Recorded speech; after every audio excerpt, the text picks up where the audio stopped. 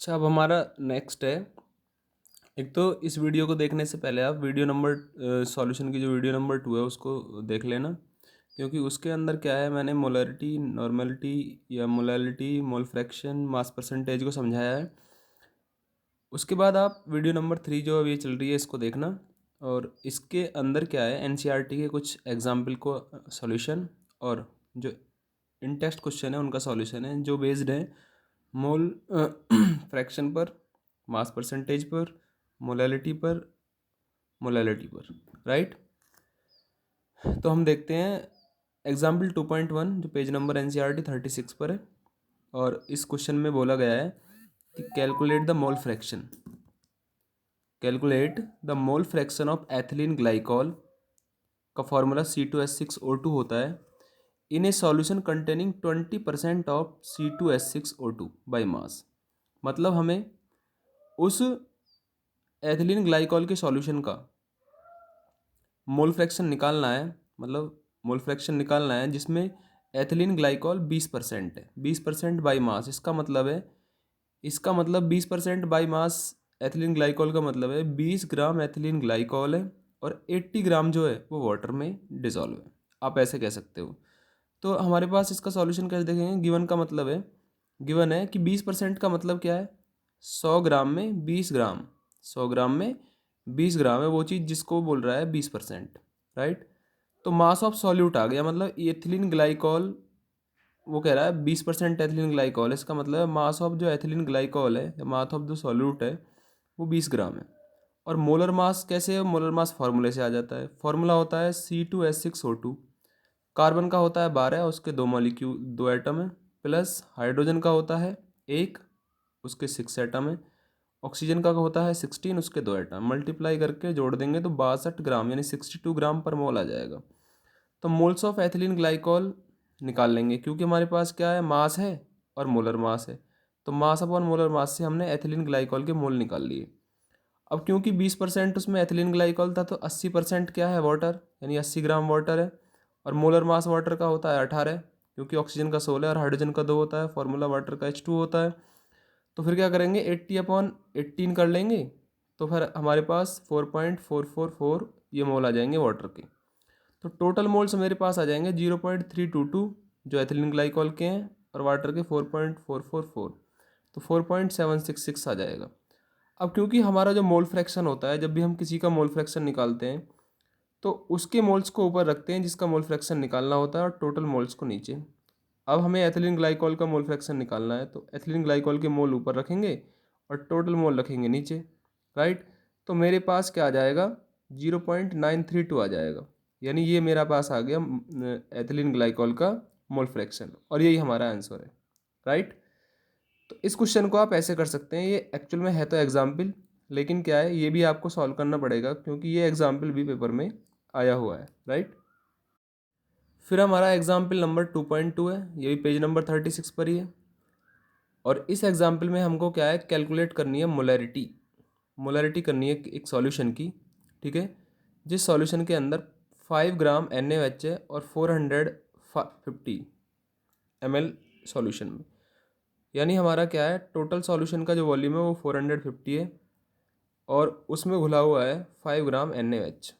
तो ऐसे केस में क्या है, हमें मोलैरिटी निकालनी है। तो सबसे पहले क्या होता है, हम गिवन लिख लेते हैं कि गिवन में क्या क्या है।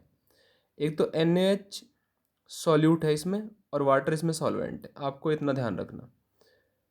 तो मास ऑफ NaOH मैंने पहले बताया कि जब भी आप सॉल्यूट का मास लिखेंगे तो W2 लिखोगे, तो W2 मुझे दे रखा है 5 ग्राम, और मोलर मास NaOH यानी M2 हमें दे रखा है 40 ग्राम पर मोल, क्योंकि Na का 23 होता है, ऑक्सीजन का 16 होता है, हाइड्रोजन का 1 होता है। तो टोटल मिलाएंगे तो 40 ग्राम पर मोल हो जाएगा। और वॉल्यूम ऑफ सॉल्यूशन जो है उसको V से डिनोट करेंगे, वो 450 है। तो हमें मोलैरिटी कैलकुलेट करनी है। अब मोलैरिटी कैसे कैलकुलेट होती है, सबसे पहले ये फार्मूला लिखना होता है। जब भी आप न्यूमेरिकल सॉल्व कर रहे हो तो आप इस फार्मूले को जरूर लिखोगे, क्योंकि इस फार्मूले पे आपको 1/2 यानी आधा नंबर मिलेगा। यदि क्वेश्चन हमारा 2 नंबर में आ रहा है तो आधा नंबर आपको फार्मूले पर ही मिल जाएगा, तो पहले ही, ठीक है। तो मोलैरिटी और फार्मूला हम इंग्लिश वाला फार्मूला लिख लें जो हमने ये लिखा हुआ है। तो मोलैरिटी बराबर हो जाएगा moles of solute upon volume of solution in litre, right. अब हमारा इस फॉर्मूले को हम क्या है, मोलरिटी को m से डिनोट करते हैं और मोल्स ऑफ सॉल्यूट को W2/m2 से डिनोट करते हैं और वॉल्यूम ऑफ सॉल्यूशन को V से। और यदि V किस में दे रखा हो, ml में, तो 1000 का डिवाइड करके उसे लीटर में चेंज कर लेते हैं, तो नीचे डिवाइड करोगे तो वो ऊपर आ जाएगा, राइट। अब मेरे पास W2 5 ग्राम है, M2 मेरे पास 40 है, वॉल्यूम मेरे पास 450 है, उसे लीटर में चेंज करने के लिए 1000 का डिवाइड करूँगा, वो ऊपर आ जाएगा। तो जब मैं इन पूरे को सॉल्व करूँगा तो मेरे पास आ जाएगी मोलरिटी 0.278। अब मोलरिटी की, अब यहाँ पे आपको एक नंबर आपको यहाँ पे मिल, आधा नंबर यहाँ मिल जाएगा, आधा यहाँ मिल गया, आधा नंबर आपको यहाँ मिल जाएगा, तो टोटल नंबर आपके हो गए एक नंबर, ठीक है ना। और फिर आपको एक नंबर मिलेगा आंसर पे, 0.278 लिखोगे और मोल पर लीटर यूनिट भी लगाओगे, कभी कभी यूनिट पर भी आधा नंबर मिलता है, ठीक है। तो फिर आधा नंबर आंसर मिलेगा और आधा यूनिट पर, ठीक है ना। तो फिर तुम्हारे क्या है, आधा आधा आधा और आधा, टोटल आपके पास क्या हो जाएंगे, 2 नंबर मिलेंगे, ठीक है। तो यूनिट या तो मोल पर लीटर लिखिए, या फिर क्या है डेसीमीटर क्यूब लिख लिए, या फिर के इस प्रकार से आप लिख सकते हो, ठीक है। या फिर मोलर लगा दो पीछे, या फिर कैपिटल M बना दो। तो ये हमारे पास क्या है, क्वेश्चन नंबर, मतलब एग्जाम्पल 2.2 था, ये भी आपको करना है सॉल्व, ठीक है ना। फिर है हमारे पास एग्जाम्पल 2.3। 2.3 एग्जाम्पल में ये भी पेज नंबर, ये पेज नंबर 37 पर है। इसमें हमें मोलैलिटी कैलकुलेट करनी है। देखो पहले वाले में मोलैरिटी, इसमें मोलैलिटी, क्योंकि उसमें वॉल्यूम था, इसमें मास सॉल्वेंट आएगा। तो मोलैलिटी कैलकुलेट करनी है 2.5 gram of ethanoic acid. Ethanoic acid का फॉर्मूला होता है CH3COOH in 75 gram of benzene, ठीक है ना। बेंजीन यहाँ पर क्या है, सॉल्वेंट है। तो मैंने पहले बताया सॉल्यूट वो होता है जो कम मात्रा में होता है, सॉल्वेंट वो हो जाए जो ज़्यादा मात्रा में। तो इथेनॉइक एसिड तो सॉल्यूट हो जाएगा और बेंजीन क्या हो जाएगा, सॉल्वेंट, ठीक है। तो क्या करोगे, इथेनॉइक एसिड सॉल्यूट है और बेंजीन है, इसमें सॉल्वेंट है। तो इसमें क्या है, मास ऑफ इथेनॉइक एसिड यानी W2 2.5 और M2 उसका मोलर मास 60 और मास ऑफ बेंजीन W1 75। तो फॉर्मूला जरूर लिखना है। देखो मैंने यहाँ पे स्पेस छोड़ रखा है। फॉर्मूला क्या होता है मोलैलिटी का, तो मोलैलिटी का फॉर्मूला होता है number of moles of solute upon mass of solvent in kilogram. उस फॉर्मूले को आप जरूर लिखोगे। फिर आप वो फार्मूला जिसमें, क्योंकि मास दो तरीके से होता है, एक तो ग्राम में और एक किलोग्राम में, अब इसमें ग्राम में दे रखा है तो इस फार्मूले को मैं पुट कर दूंगा, यानी moles of solute mass of solvent in gram, और ग्राम को किलोग्राम चेंज करने के लिए 1000 का डिवाइड वो ऊपर चला जाएगा। 2.5 अपॉन 60 75 और 1000 रखने के बाद मेरे पास क्या आ जाएगी, मोलैलिटी आ जाएगी। और उसकी यूनिट मोल पर किलोग्राम लिखोगे, या छोटा m लगा दोगे, या मोलल उसके पीछे लगा दोगे, मोलल, ठीक है। तो हमारी क्या है, यहाँ से मोलैलिटी भी निकल जाएगी, ठीक है। इस क्वेश्चन को भी आपको सॉल्व करना है। अब हमारा इंटेक्स्ट क्वेश्चन वो पेज नंबर 37 पर है, ठीक है ना। अब ये इंटेक्स्ट क्वेश्चन है, इसका सॉल्यूशन नहीं है, ठीक है। उससे पहले मैं समझा रहा था जो तीन थे वो सारे तीन एग्जाम्पल हैं वो सॉल्व हैं, लेकिन इसका सॉल्यूशन नहीं है, ठीक है। ये इंटेक्स्ट क्वेश्चन 2.1 है, ये भी आपको करना है। क्वेश्चन कोई भी आ सकता है, पेपर में कोई भी क्वेश्चन आता है, चाहे वो इजी क्वेश्चन है चाहे वो टफ क्वेश्चन है, ठीक है ना। तो सारे क्वेश्चन आपको समझने हैं और कर करके देखने हैं। 2.1 क्वेश्चन है, कैलकुलेट द मास परसेंटेज। सबसे पहला वाला जो कंसंट्रेशन टर्म है, जो क्वांटिटेटिव मेथड है, वो मास परसेंटेज था। मास परसेंटेज हमें निकालना है बेंजीन का। और दूसरा क्या है, कार्बन टेट्रा क्लोराइड, यानी calculate the mass percentage of benzene and carbon tetra chloride, दोनों का निकालना है। यदि if 22 gram of benzene is dissolve in 122 gram of carbon tetra chloride. मैं वहाँ पे भी समझा चुका हूँ कि हमेशा मास परसेंटेज जो हमें निकालना होता है, तो सबसे पहले क्या है, मास परसेंटेज का फॉर्मूला क्या होता है कि एक का मास, जिसका मास परसेंटेज निकालना है उसका मास ऊपर रखना है, टोटल मास नीचे रखना है और मल्टीप्लाई बाई 100 का करना है। तो इसमें आप सबसे पहले एक कंपोनेंट का मास लिख लो, जैसे मास ऑफ बेंजीन मैंने लिख लिया 22 ग्राम। ऐसे ही mass of carbon tetrachloride भी मैंने लिख लिया 122 ग्राम। तो टोटल मास मेरा हो जाएगा 144 ग्राम। फिर मैं फार्मूला लगाऊंगा, सबसे पहले मैं बेंजीन का मास परसेंटेज निकालूंगा, तो बेंजीन का मास ऊपर रखूंगा, टोटल मास नीचे, मल्टीप्लाई बाई 100। तो मास परसेंटेज ऑफ बेंजीन आ जाएगा 15.28%। उसके बाद या तो आप दोबारा से ऐसे सॉल्व कर लो mass percentage of carbon tetrachloride, तो कार्बन टेट्रा क्लोराइड का मास 122 ऊपर रखो, 144 नीचे, मल्टीप्लाई 100 कर दो। या फिर क्या है, मास परसेंटेज ऑफ CCl4 निकालना है तो 100 में से ही माइनस कर दो, 100 में से माइनस कर दोगे तो 84.72 आ जाएगा। ये आएगा हमारा मास परसेंट ऑफ CCl4। तो इस क्वेश्चन को भी आप कर सकते हो, ठीक है। क्वेश्चन नंबर हमारा इंटेंस क्वेश्चन 2.2 है। Intext question 2.2, calculate the mole fraction of benzene. Benzene का mole fraction in solution containing 30% by mass in carbon tetrachloride, ठीक है ना। ये क्वेश्चन बिल्कुल एग्जाम्पल 2.1 जैसा है। जैसा एग्जाम्पल 2.1 है ऐसा ही ये है, केवल क्या है, चीज़ें बदल गई हैं, ठीक है, वैल्यू बदल गई हैं, लेकिन क्या है तक करने का तरीका वही रहेगा जो NCR अभी मैं समझा चुका हूँ 2.8 एग्जाम्पल। तो उसको देख लें, एक बार सॉल्व कर लें और फिर इसको सॉल्व कर लें, ठीक है ना, आंसर आ जाएगा। फिर है हमारे पास इंटेंस क्वेश्चन 2.3।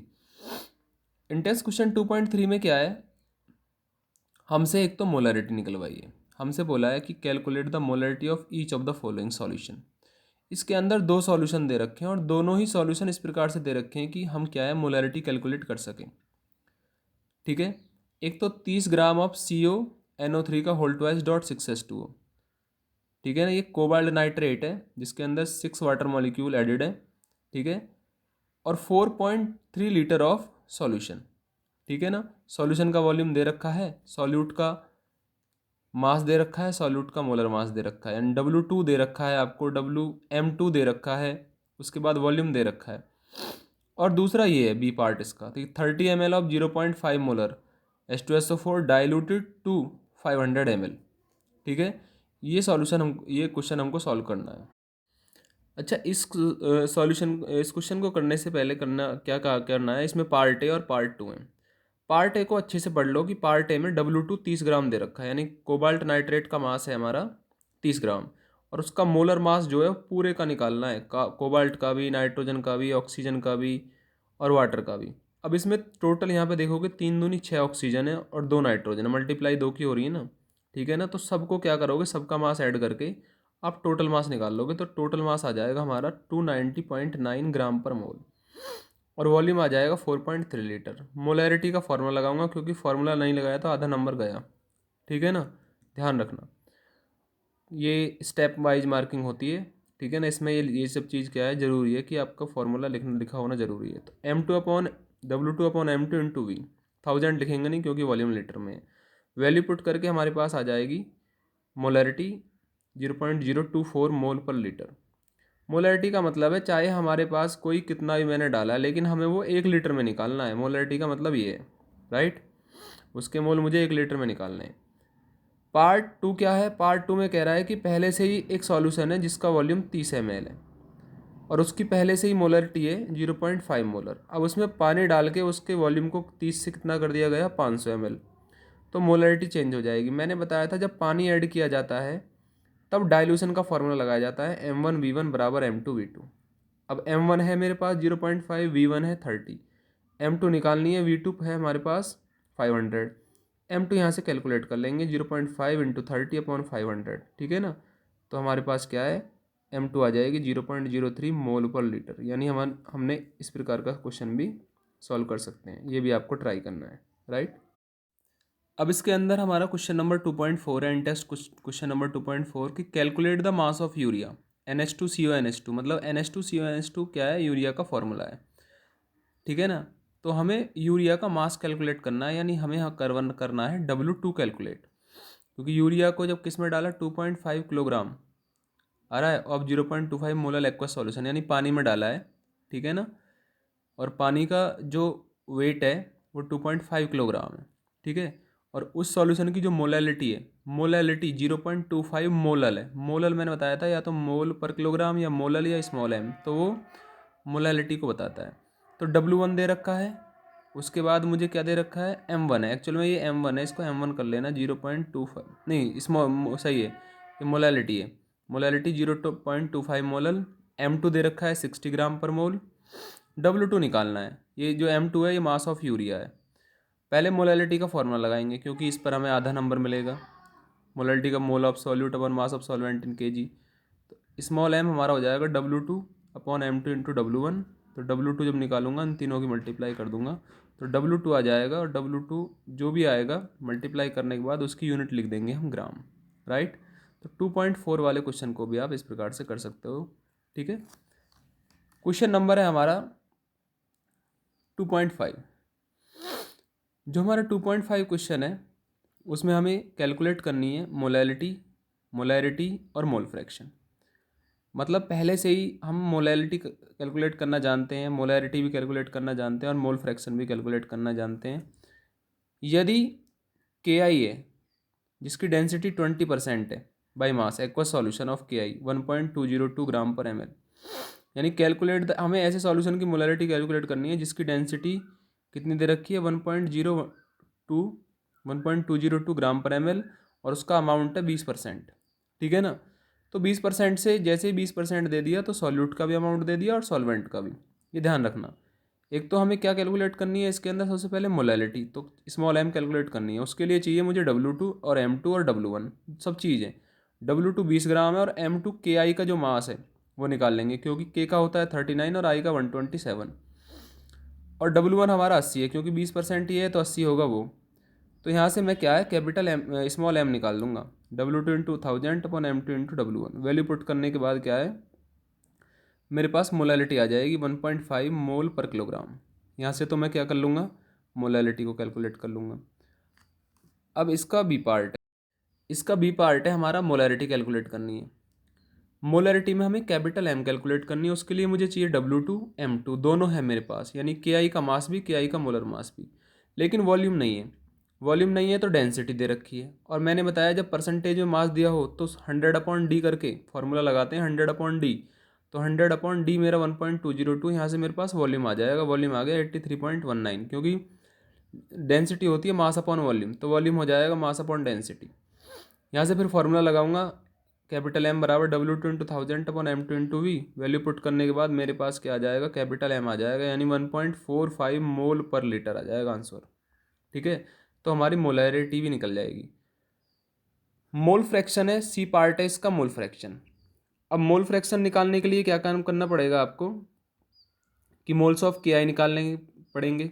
तो उसमें के आई का मास, के आई का मोलर मास, तो के आई के मोल आ गए। मोल्स ऑफ H2O निकालने पड़ेंगे, H2O का मास, H2O का मोलर मास, उससे हमारे इसके मोल आ जाएंगे। टोटल मोल निकाल लूँगा। ठीक है ना। अब हमें क्या है मोल फ्रैक्शन ऑफ के आई निकालना है। तो के आई के मोल ऊपर, टोटल मोल नीचे। के आई के मोल इतने आए हैं, टोटल मोल इतने आए हैं, तो एक्स के आई आ जाएगा, यानी मोल फ्रैक्शन ऑफ के आई आ जाएगा। यूनिट लिखते नहीं है, मोल फ्रैक्शन की कोई यूनिट होती नहीं है, राइट। तो ये भी हमारा क्या है, इसको पांचों क्वेश्चनों को आप सॉल्व कर लो, आ रहा है, कोई दिक्कत नहीं है। और उसके बाद क्या है, जो भी पीछे जो वीडियो नंबर 2 जो बनाई है उसमें जो मोलैरिटी है या मोलैलिटी है, इनकी डेफिनेशन भी एक एक नंबर में आती हैं, और उन डेफिनेशंस को भी याद कर लेना और इनकी प्रैक्टिस कर लेना। ओके।